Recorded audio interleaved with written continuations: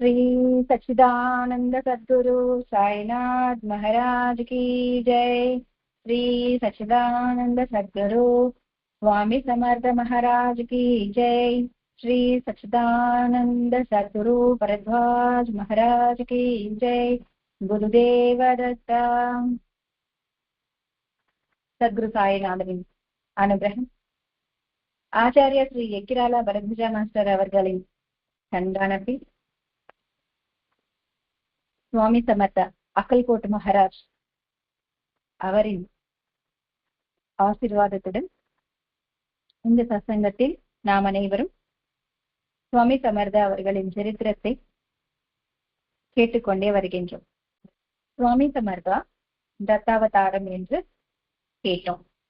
மகாராஷ்டிரால இருக்கின்ற அக்கல்கோட் என்ற கிராமத்தில் சுவாமி வசித்து வந்தார். இவர் தத்தாத்திரேயரின் 4வது அவதாரமாக சொல்லப்படுது. சுவாமி பிறப்பு என்பது யாருக்குமே தெரியாது.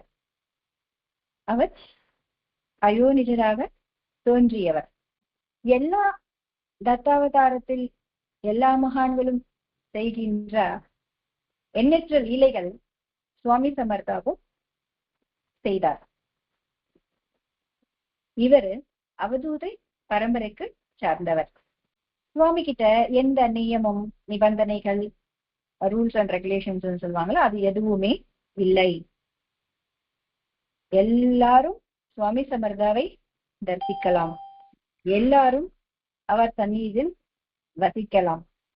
சில நேரத்துல சுவாமி மிகவும் அழுக்கான இடத்திலையும் வசித்து வந்தார். கேட்கும்போது சுவாமி சொல்கின்ற விஷயம் என்னன்னா, அழுக்கு என்பது மனசுக்குள்ள இருக்கக்கூடாது. இடத்துல இருந்தா கிளீன் பண்ணா போயிடும். மனசுல அழுக்கு இருந்தா அதை கிளீன் பண்றது ரொம்ப கஷ்டம். எல்லா மகன்களும் சொல்கின்ற விஷயம் அதுதான்.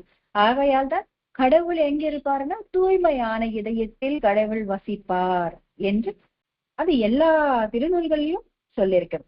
அந்த சூஃபி சம்பிரதாயத்துல ஆகட்டும், குரான்ல ஆகட்டும், பைபிள்ல ஆகட்டும், பகவத்கீதையில ஆகட்டும். ஆனா வேர்ட்ஸ் தான் டிஃபரெண்டா இருக்கும், அவ்வளவுதான். அவ்விதமாக சுவாமி சமர்த்தா மங்கள்வேடா அப்படின்னு அந்த ஊர்ல வாழ்ந்து வந்தார். சுவாமி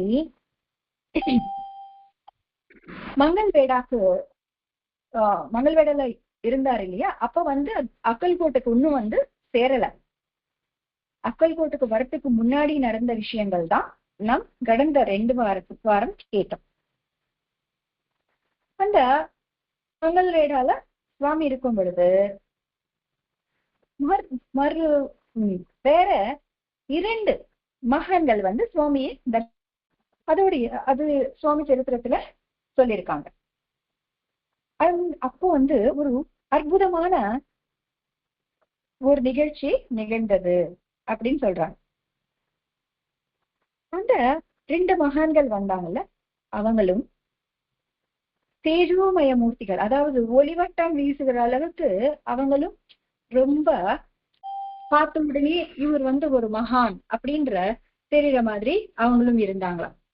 அவங்க எல்லாரும் ஊருக்கு வெளிப்புறமான ஒரு அழகான அது ஒரு கார்டன் மாதிரி, அப்ப வயல் மாதிரி அந்த மாதிரி இருக்கும்ல, அழகான இடத்துல தனிமையில சுவாமி உட்கார்ந்து இருந்தாராம். அந்த நேரத்துல அந்த தேஜோமூர்த்திகள் 2 பேரும் சுவாமி கிட்ட வந்தாங்களாம். வந்ததுக்கு அப்புறமா யாருக்குமே புரியாத மாதிரி அவங்க பேசி கொண்டாங்களாம். சரி, அதுல ஒரு 2 வார்த்தைகள் பார்த்தோம். என்ன அவங்களுக்குள்ள என்ன பேசினாங்க அப்படின்னா, அதுல ஒரு எதி என்ன சொல்றாரு, எதுக்காக அழுறாய் அப்படின்னு கேக்குறாங்க. 2வது எதுக்காக கூப்பிட்டாய் அப்படின்னு சொல்றாங்க. சுவாமி என்ன சொல்றாரு, எதுக்காக பார்த்து கொண்டிருக்கிறாய் அப்படின்னு சொல்றாங்க. இந்த வார்த்தைகள் மற்றவங்களுக்கு என்ன இது, அவர் இந்த மாதிரி சொன்னாரு, இவர் இந்த மாதிரி சொன்னாரு அப்படின்னு சொல்லி தோன்றலாம். இங்க ஆன்மீகமான ஒரு கோணத்துல நாம் பார்க்கலாம். நம்முடைய அறிவுக்கேற்ற மாதிரி நாம் விவரித்துக் கொண்டே வருகின்றோம். நமக்கான ஒரு சர்க்கம்ஃபரன்ஸ், அதுக்குள்ள இருக்கின்ற ஒரு அறிவாற்றல் தான். மாஸ்டர் நமக்கு கொடுத்த விளக்கங்கள் தான் எல்லாமே. இங்க அவர் என்ன சொல்றாரு, நீ முதல் சொன்ன ஆளு எதுக்காக அழுது கொண்டே இருக்கிறாய் நம் வாழ்க்கையில? ஏன்னா இந்த பேச்சு முடிச்சதுக்கு அப்புறம் இவங்க 3 பேருமே அப்படியே மலை மேல போயிடுவாங்க, மலை ஏறிடுவாங்க. அதுக்கு முன்னாடி மற்றவங்க பார்க்கும்போது பேசின வார்த்தைகள் இதுதான். சரி, எதுக்காக அழறோம்? நம்ம அன்றாட வாழ்க்கையில இந்த லௌகீகமான விஷயங்களுக்காக அழறோமா, ஆன்மீகமான விஷயங்களுக்காக அழறோமா? ஆன்மீகம் அப்படின்னு உடனே இந்த பூஜை, அந்த கோயில், அங்க அன்னதானம், இந்த யக்னம் யாகம், அது கிடையாது. நம் மனம் உயர்வு அடைவதற்கு, ஞானம் உயர்வு அடைவதற்கு நீ அழ்றாயா இல்லையா அப்படின்னு பொருளும் இருக்கலாம். அதுக்கப்புறமா ஏன் கூப்பிட்டு கொண்டே இருக்கிறாய் அப்படின்னு சொல்றாங்க. நாம யார கூப்பிடுறோம்? நல்ல எண்ணங்களை கூப்பிட்டு அந்த நல்ல எண்ணங்களோட வாழ்றோமா, பாசிட்டிவ்னஸோட வாழ்றோமா, இல்ல என்னேதும் நெகட்டிவ் பீப்புளோட, நெகட்டிவ் தாட்ஸோட, நெகட்டிவ் பேச்சுகளோட அதை கூப்பிட்டு வச்சுக்கிட்டு நம்ம மண்டைக்குள்ள ஏத்திக்கிறோமா? அடுத்தது அது, அதாவது ஆன்மீகமும் பௌதிகம், லௌகீகமா அப்பேற்பட்ட வாழ்க்கையும் இதுல நாம் கம்பேர் பண்ணி பார்த்துக்கணும். எல்லாமே அப்படித்தானே. எதுக்காக பார்த்து கொண்டே இருக்கிறாய்? நம்ம எதிர்பார்ப்பு, வாழ்க்கையில இருக்கிறதே எதிர்பார்ப்பு தானே. எல்லா விஷயங்களையும் கிடைக்கும் போது கிடைக்கும் அப்படின்னு இருக்கிறோமா? இல்ல. எதுக்காக பாக்குற? அதுவும் உனக்கு அமைதி தரக்கூடிய விஷயமா, இல்ல உன்னை கலவரப்படுத்தக்கூடிய விஷயமா? இந்த மாதிரி எதுக்காக நீ காத்து கொண்டே இருக்கிறாய் அப்படின்னு இந்த வாதம் இருக்கலாம். நீங்க பைபிள்ல கூட இந்த மாதிரி ஒரு சில வார்த்தைகள் இருக்கு. தட்டுங்கள் திறக்கப்படும், கேளுங்கள் கொடுக்கப்படும் அப்படின்னு சொல்லியிருக்கோம்ல.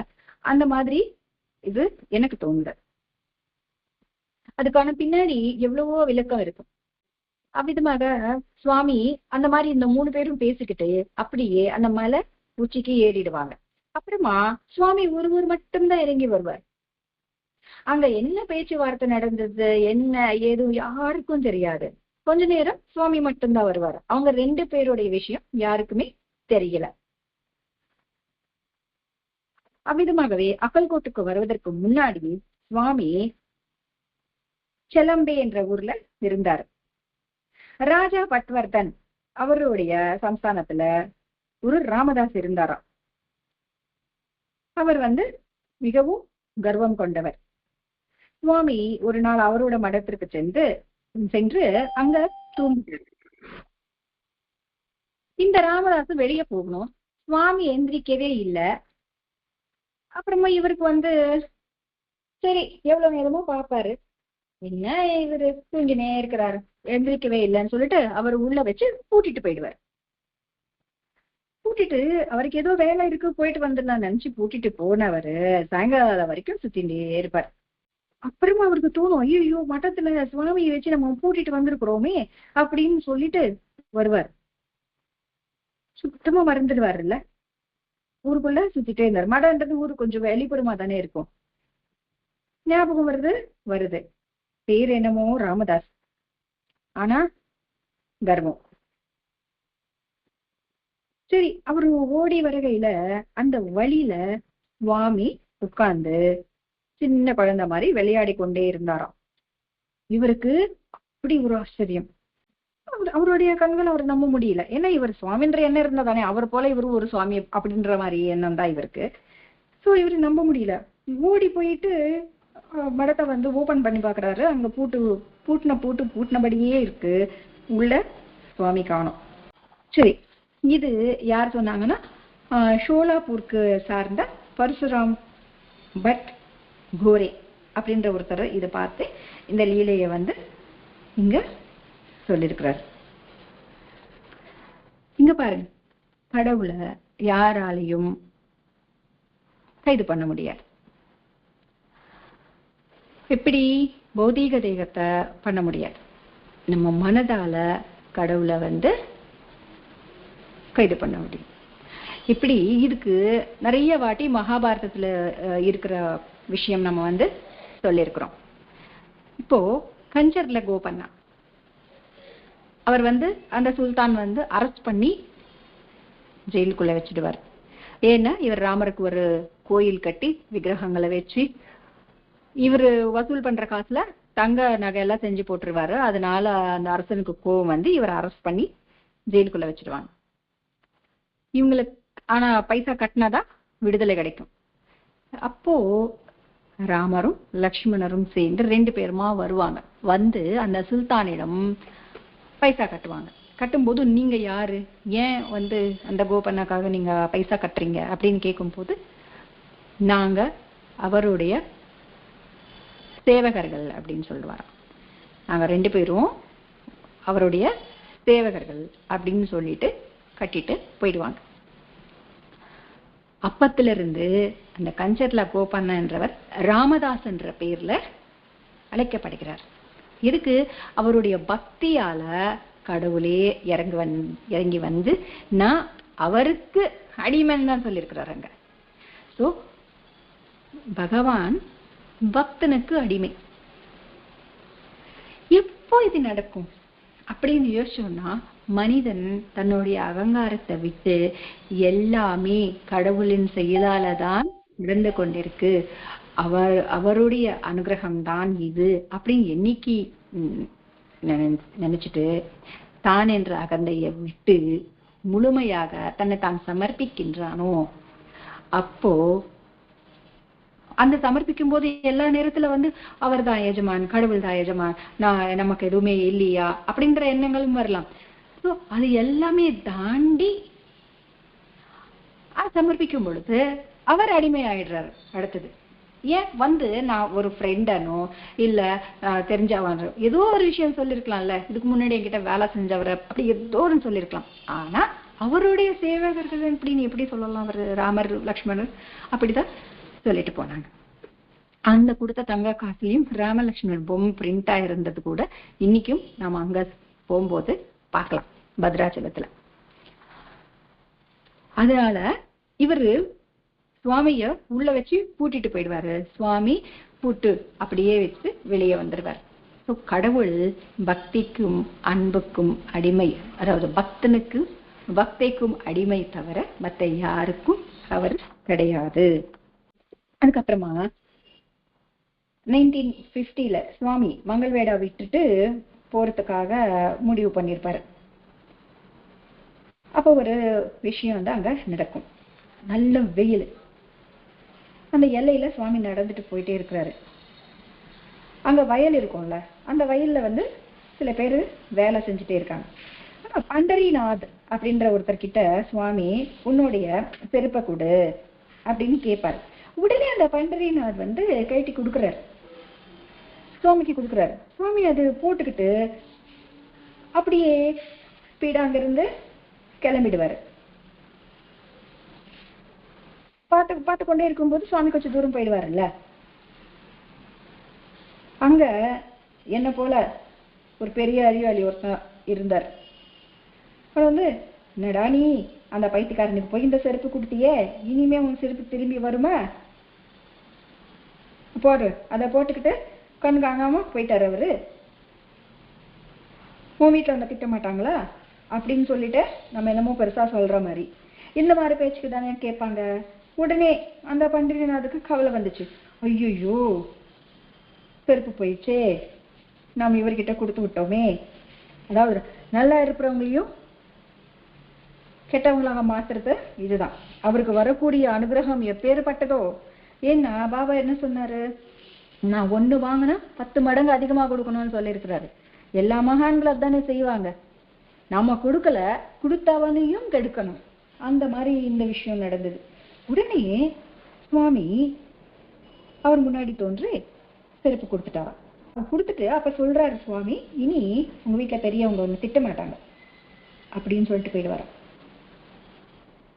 இவங்க என்ன நினைச்சுக்கிறாங்க பாருங்க. அப்ப கூட இங்கேயே பக்கத்துல எங்கேயாச்சும் ஒளிஞ்சிருந்து நம்ம பேச்செல்லாம் கேட்டுட்டு இது திருப்பி கொடுக்குறாரு அப்படின்னு சொன்னாங்களாம். அது எப்படி ஏற்பட்ட யோசனை பாருங்க.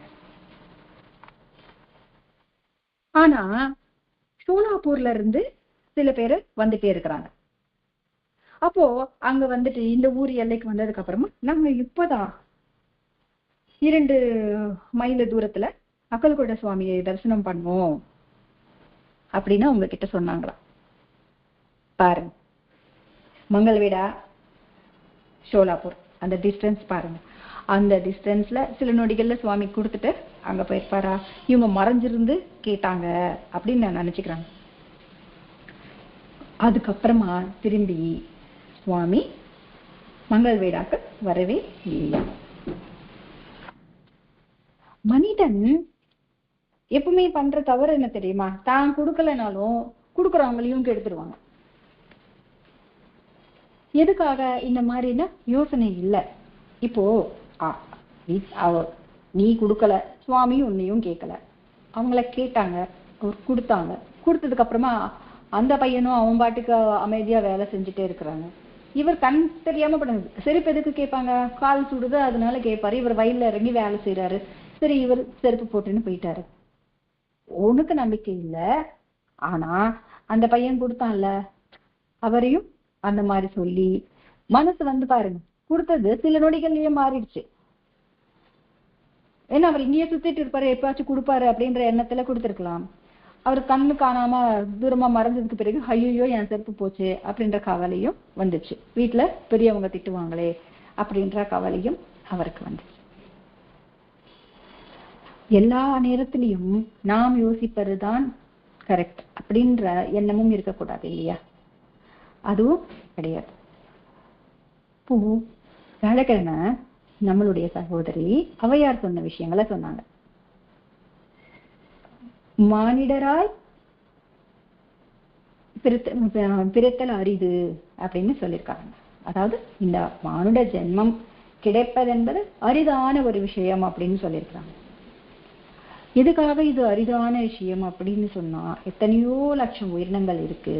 அதுலயும் மனிதன் எண்ணற்ற பிறவைகள், அதாவது ஊர்வனலாக, அதுக்கப்புறமா ஜந்துக்களாக, இந்த மாதிரி எல்லாமே பிறந்து பிறகுதான் மானுட பிறவில பிறக்கிறான்.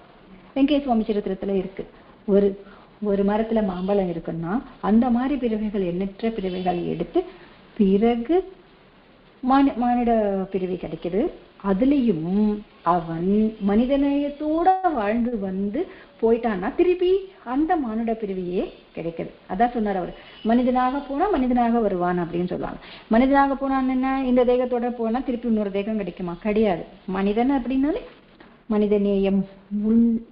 மனித நேயத்தோட வாழ்ந்தாதான் மனிதன். அந்த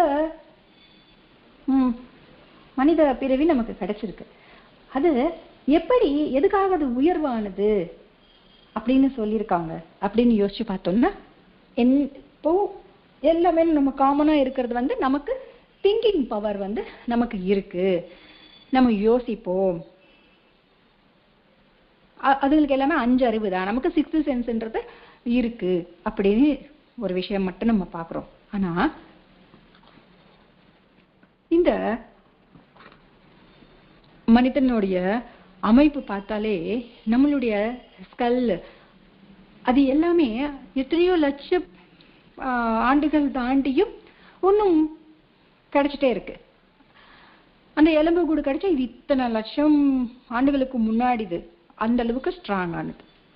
சரி, இப்போ பேசுகின்ற திறன், இந்த ஐம்புலங்களே பாருங்க. நம்ம கண்கள் அதுக்கு எந்த இடைஞ்சல் இல்லை, என்ன ஆகாயத்தையும் பார்க்குது. எத்தனை லட்சம் கிலோமீட்டருக்கு அந்த பார்வை இருக்கு. சரி, நாமும் பேசுறோம். வாக்திறன் பெருசா கத்துனா எந்த டிஸ்டர்பன்ஸ் இல்லைன்னா கிட்டத்தட்ட ஒரு 1/2 கிலோமீட்டர் இல்லை 3/4 கிலோமீட்டர் வரைக்கும் கேட்கலாம். டிஸ்டர்பன்ஸே இல்லைன்னா அந்த வயல் எல்லாம் பட்டோம் 1 கிலோமீட்டர் வரைக்கும் கேட்கும். மூக்குக்குன்னு ஒரு திறன் கொடுத்துருக்குறாரு. அது வந்து ஒரு 1/4 கிலோமீட்டர் 1/2 கிலோமீட்டர் காத்து வாக்கில் அந்த ஸ்மெல் பண்ணும். அந்த டிஸ்டன்ஸ் கம்மி. நாக்குக்குன்னு ஒரு திறன் கொடுத்துருக்காரு. அது வெறும் 2 இன்ச்சஸ். ஸ்கின்னுக்கு இருக்கு, அது தொட்டா மட்டும்தான் அதுக்கு ஏசி போறோம், ஏசி ரூம்குள்ள போறோம், அந்த சில்னஸ் தட்டா இருக்கு. வெயில்ல போறோம், அந்த ஸ்வெட்டிங் வருது. இப்போ ஏன் கண்ணுக்கு இருக்கிற மாதிரி அந்த அளவுக்கு பவர் இதுக்கு இல்லை, அந்த அளவுக்கு பவர் நாக்குக்கு இல்லை அப்படின்னும் போது எதுக்கு எவ்வளவு தேவையோ மனிதன்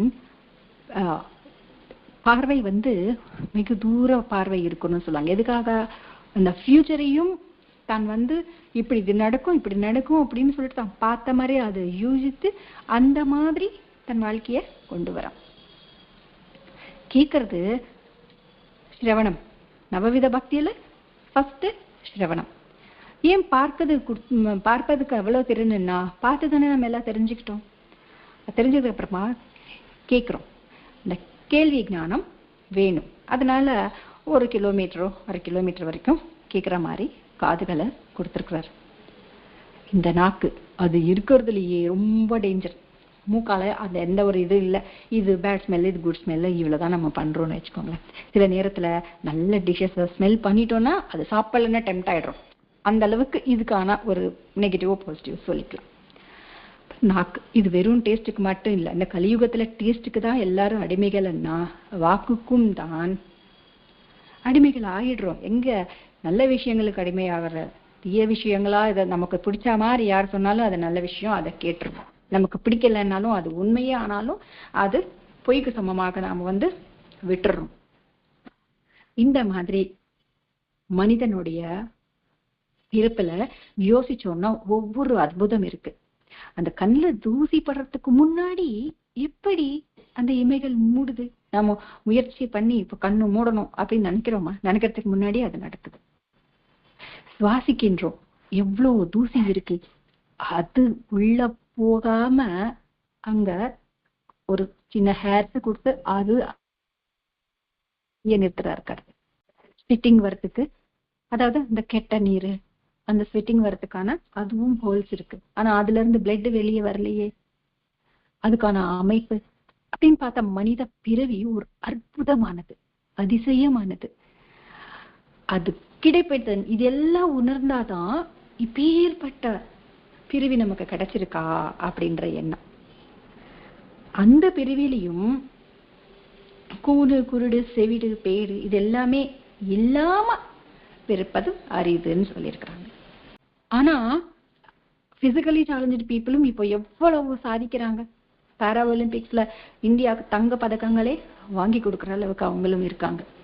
அதுவும் அதாவது அந்த குறை இல்லாத மாதிரி அவங்க வாழ்றாங்க. அதுவும் இல்லாத நாம் என்ன சாதிக்கின்றோம்னு யோசிக்கிற மாதிரி இருக்கு இது. அதுக்கு அடுத்தது என்ன சொல்றாங்க? ஞானம் கல்வியும் நயத்தல் அரிதுன்னாங்க. படிப்பு அது விரும்புறதே கம்மின்னு சொல்லியிருக்கிறாங்க. இப்பதான் பசங்க படிக்கிறாங்க. அது நிறைய பேர் விரும்பியதும் படிக்கிறாங்க, சில பேர் ஃபோர்ஸ்ல படிக்கிறாங்க, ஆவரேஜ் ஸ்டூடெண்ட் இருக்கிறாங்க, டாப் ஸ்கோர் ஸ்டூடெண்ட்டும் இருக்காங்க. அந்த கல்வி எப்படி இருக்கணும்? ஞானத்தை தரக்கூடியதாக இருக்கணும். அதாவது கல்வி கற்றவன் அவனுக்கு என்னென்ன இருக்கும்? இந்த கல்வின்றதுக்கு பொருள் என்ன அப்படின்னு பார்த்தோம்னா கலாச்சாரம், பண்பாடு, பணிவு, மற்றவங்களுக்கு கௌரவிப்பது. இந்த 4 தான் கல்விக்கான அர்த்தம். இதனுடைய ஒருத்தன் படிச்சான்னா அவன் படிச்சவன். எப்போ தாம் படிப்பு பார்த்து கர்வம் கொள்ளாமல் மற்றவர்களிடம் பணிவாக இருந்து கொள்றானோ அவனுக்கு ஞானம் என்றது கிடைக்கும்.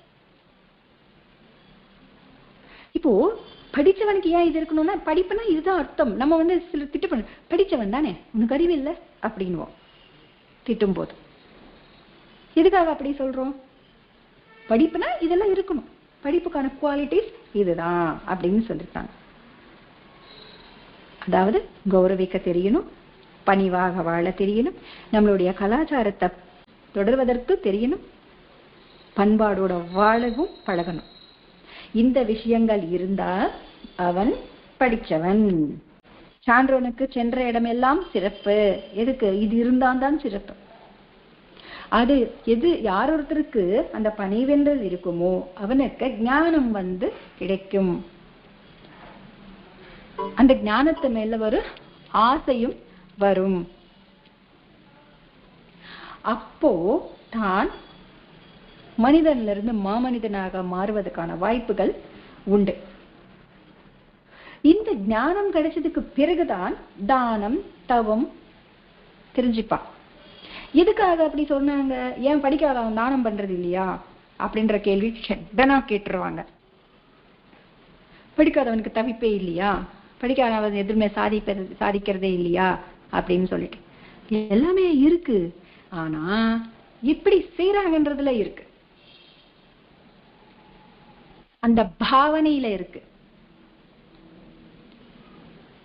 அவங்க வீட்டுல இந்த பூஜை நடத்தாங்க, 4 பிரசாதம் வச்சாங்க. நம்ம வீட்லயும் அந்த பூஜை பண்ணா 5 பிரசாதம் வச்சிடலாம் அப்படின்னு செய்யறதும் உண்டு.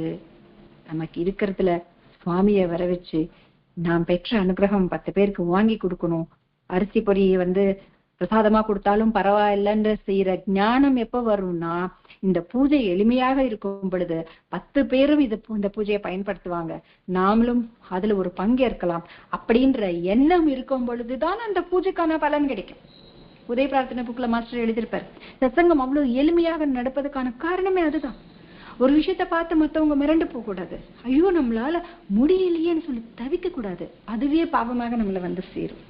ஸோ ஞானம் பெற்றவன் தான் ஒரு விஷயத்தை எப்படி செய்யணும்னு தெரிஞ்சுப்பான். தானம் கொடுக்குறான், என்கிட்ட இருக்கு அதனால நான் தானம் பண்றேன். அவன் 10 மூட்டை அரிசி கொடுத்தா நான் 20 மூட்டை அரிசி கொடுத்த தானமாக. அவன் 10 பேருக்கு சாப்பாடு போட்டா நான் 20 பேருக்கு சாப்பாடு போட்டேன். அவன் அந்த கோயில்ல அபிஷேகத்துக்கு கொடுத்தா நான் இந்த கோயில்ல அபிஷேகத்துக்கு கொடுத்தேன். அது தானமோ பூஜையோ அபிஷேகமோ கிடையாது. பாவம் தான் முக்கியம். நமக்கு இருப்பதுல மற்றவங்களுக்கு கொடுத்து வாழணும் என்ற பாவனை கொண்டு ஒவ்வொரு நாளும் காகபலிக்கு வெளியே சாதம் வச்சுட்டு வருவதும் யக்னம் தான்.